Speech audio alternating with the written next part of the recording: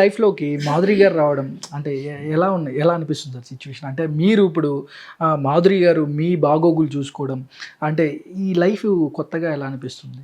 I feel very happy అండి. నాకు వివాహం 28 సంవత్సరాలైంది. రాజకీయ జీవితం ఓ 25 సంవత్సరాలైంది. నిరంతరం కుటుంబ జీవితంలో ఒడిదుడుకులే. బయట చాలా అగ్రెసివ్‌గా ఉండే పొలిటీషియన్‌గా నాకు పేరుంది. ఏదైనా స్ట్రైట్‌గా అడుగుతాను. భయపడాల్సిన అవసరం లేదు. ఎవరినైనా సరే ప్రశ్నిస్తాను. ప్రజా గొంతై మాట్లాడతాను.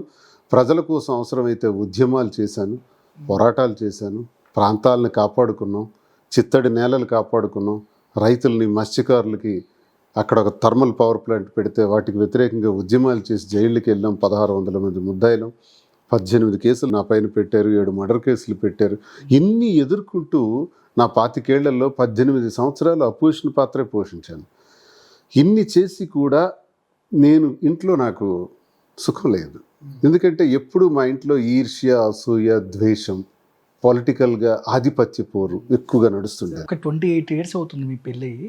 సార్ అవతల వాణి గారు కూడా ఒకటే చెప్తున్నారు. అంటే ఇది కావాలని ఆయన చుట్టూ కొంతమంది వాళ్ళు ఆయన బ్రెయిన్‌ని వాష్ ఔట్ చేసి ఇలా చేశారు తప్ప, నేను చాలా బాగా చూసుకున్నాను. అది ఎక్కడో ఆయన రాంగ్ ట్రాక్‌లో వెళ్తున్నాడు అని కూడా చాలా మీడియా ముందు తన ఆవేదన వ్యక్తం చేశారు. తను కూడా చాలా సందర్భాలు కూడా చెప్పారు. ఇది కావాలని మా వారిని ఎవరో మిస్ మ్యాచ్ చేస్తున్నారనేది. మరి తను చెప్పిన మాటలు మరికొన్ని గుర్తులేదా? లుంగీ షర్ట్ గాడు, వాడి బ్రతుకెంత, వాడి స్థాయి ఎంత, పెళ్లి చేసుకునేటప్పుడు లుంగీ షర్ట్తో వచ్చాడు, వాడి అమ్మకు యూస్లెస్ ఫెలో, వాళ్ళ తమ్ముళ్ళు ఒక వెధవలు, వాడి టెక్కల్లో ఉండకూడదు, టెక్కల నుంచి ఎక్కడైనా పోవచ్చు, ఏ ప్రాంతంలోనైనా ఉండొచ్చు, ఇక్కడ మాత్రం ఉండటానికి వీలు లేదు, ఎలా ఉంటాడో చూస్తాను, ఈ మాటలు కూడా ఆడారు కదా.